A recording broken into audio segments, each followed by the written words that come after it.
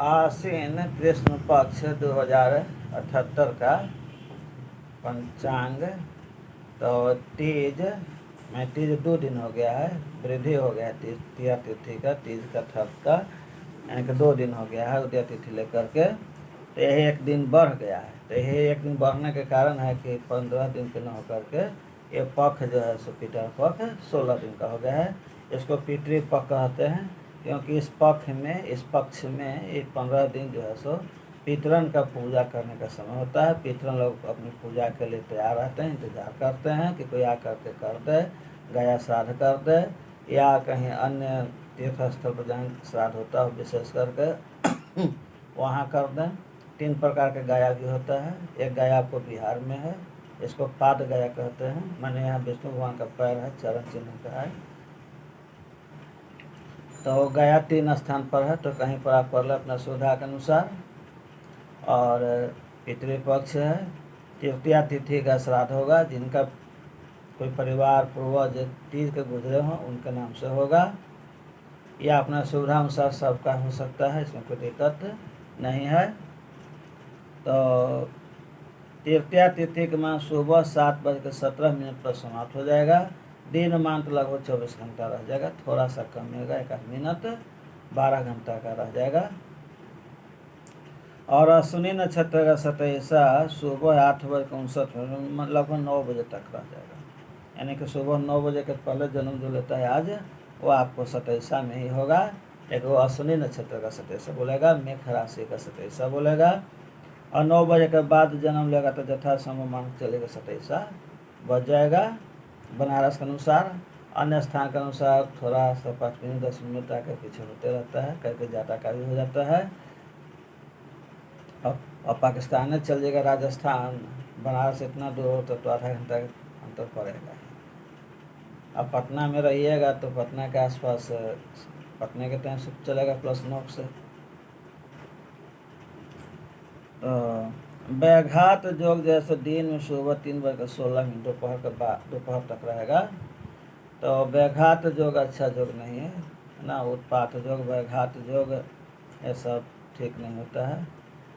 और विस्कुंभ योग भी हो जाएगा तो भी ठीक नहीं है। वज्र योग भी ठीक नहीं है, लगभग ठीक नहीं है। कुछ बात के लिए ठीक होता है, कुछ बात के लिए शुभ होता है, लेकिन ज़्यादा अशुभ मान के चलिए। और 24 चतुर्विंशति 24 अंग्रेजी के हो जाएगा। और फसलें आपको 4 हो जाएगा चौथ। और सूर्य के अनुसार सप्तमी हो जाएगा 7। और राष्ट्रीय आपको दूध 2 हो जाएगा द्वितीया। और मेष राशि के चंद्रमा आपको 24 घंटा रह जाएंगे पूर्व दिशा में। तो पूर्व और उत्तर की यात्रा शुभकारी रहेगा, और दिशा शुभ भी नहीं है, यानी कि पूर्वतः शुभकारी है। और सूर्योदय सुबह 6 बजे लिख रहा है, और सूर्यास्त भी सुबह 6 बजे, सूर्यास्त शाम 6 बजे लिख रहा है। यानी कि 6 बजे सूर्योदय, 6 बजे सूर्यास्त होने का मतलब हुआ कि सूर्य ठीक पूर्व दिशा में उदय लेंगे और पश्चिम दिशा में अस्त होंगे। दिशा का ज्ञान प्रायः कितना कहें 99% लोग को नहीं है ना, 99% लोगों का दिशा का ज्ञान नहीं है कि पूर्व किधर है और पश्चिम किधर है, दक्षिण किधर है, उत्तर किधर है ना। लेकिन ये बात है कि सब अपने आप को ज्ञानी समझते हैं, सब अपना ज्ञान बांटते हैं, इधर है उधर है, जिसको जिधर बुझाता है उसी ओर कर देते हैं ना। पहले तो पूर्व का ज्ञान स्कूल में पढ़ाया जाता था, लेकिन अब तो अंग्रेजों के यहाँ सब तो होता नहीं पूर्व पश्चिम, वो लोग तो बस सीधे ABCD जानते हैं, ये लोग पढ़ते हैं, ये लोग अंग्रेज लोग पढ़ाते हैं। हमारे यहाँ भी अंग्रेजों का कमी नहीं, बहुत सारे अंग्रेज लोग भरे हुए हैं। ये लोग दिशा का ज्ञान तो कराते नहीं बच्चे को, जनरल नॉलेज सामान्य ज्ञान तो देते नहीं है, खाली किताबी कीड़ा बना देते हैं बच्चा को। उसमें भी अंग्रेजों वाला, अपना देश का नहीं, अपने धर्म संस्कृति का नहीं, अंग्रेजों का धर्म संस्कृति, उनकी भाषा का कीड़ा बना देते हैं। तो आप दिशा का ज्ञान कर लीजिए, आपके लिए ज़रूरी है। आप किसी भी धर्म से संबंधित हों, किसी देश से संबंधित हों, किसी जाति से संबंधित हों, ज्ञान सबके लिए उत्तम होता है। तो सुबह सूर्योदय के समय जो है सो आप ठीक सूर्य की ओर आप खड़ा हो जाएं, वही आपका पूरब दिशा हो गया। और बायां हाथ उत्तर होगा, दाहिना दक्षिण होगा, और पीठ पीछे जो है सो आपको पश्चिम हो जाएगा।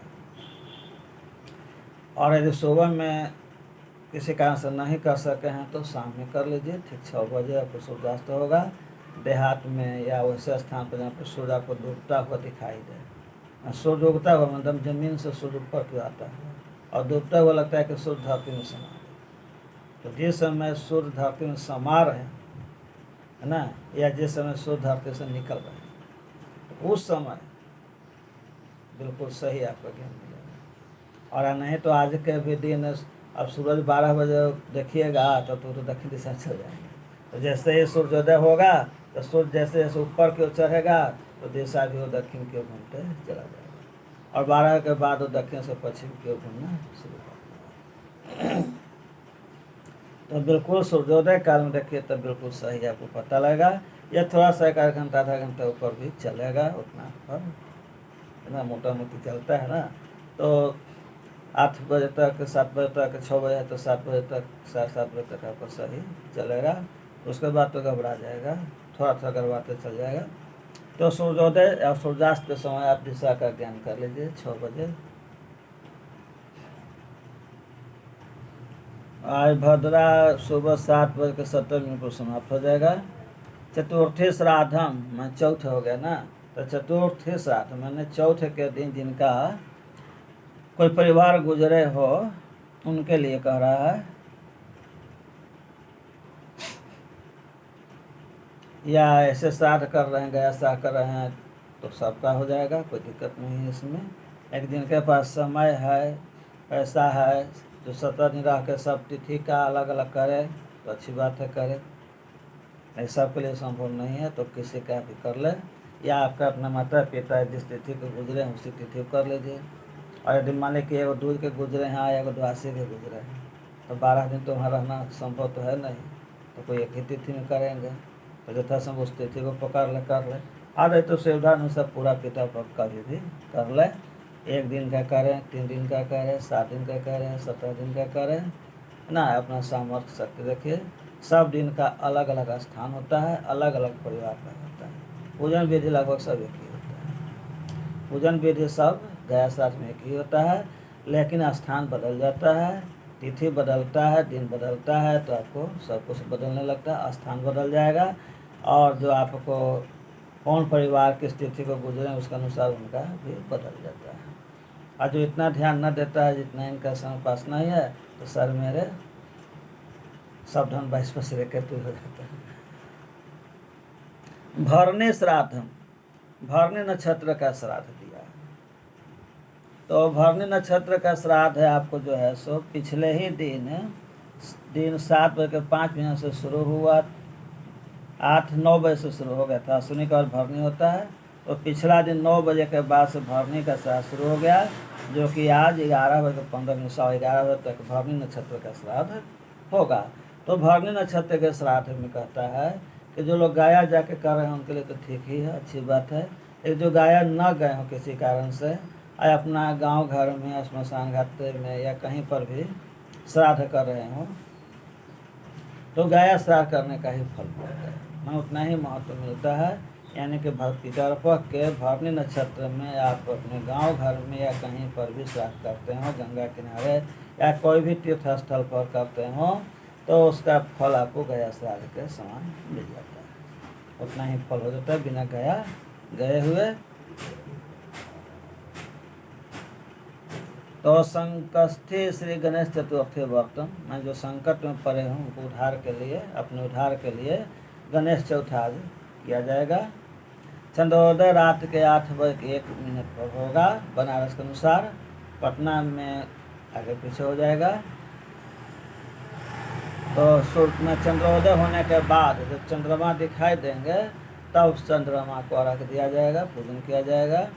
स्वार्थ सिद्धि योग दिन में 9 बजे तक है, 8:59 तक है।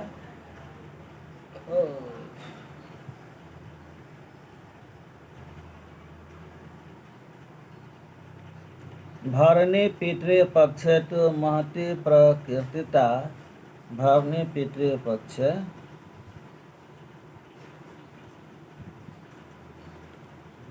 हाँ, अस्याम श्राद्धं कृतेन स गया श्राद्धं कृतं भवेत्। भरणी पितृ पक्षे तो महती प्रकीर्तिता, अस्याम श्राद्धं कृतेन स गया श्राद्धं कृत भवेत्। तो गया में श्राद्ध करे तो और अच्छी बात है, सोना सुगंध हो गया, और नहीं तो फिर सोना तुल्य हो जाएगा, गया श्राद्ध करने का फल हो जाएगा, कहीं भी आप कर सकते हैं। और उत्तरा फागुन चतुर्थे चरने रवि, माने सूर्य के अनुसार रवि जो है सो उत्तरा फागुन नक्षत्र पर जो 15 दिन का लगभग रहते हैं, जिनमें 12 दिन बीत गया, 3 चरण पार कर गया, चौथा चरण शुरू हो जाएगा करीब 4 दिन के लिए। यही आज का पंचांग हो गया। तो 11:49 पर उत्तरा फागुन का चौथे चरण का सूर्य हो जाएगा। यही आज का पंचांग हुआ। तो लाइक कर दीजिए, दोस्तों को दिखाने के लिए शेयर कीजिए, हमसे जुड़े रहने के लिए सब्सक्राइब कीजिए, अच्छे कमेंट कीजिए। शंकर दयाल मिश्र, आदित्यपुर।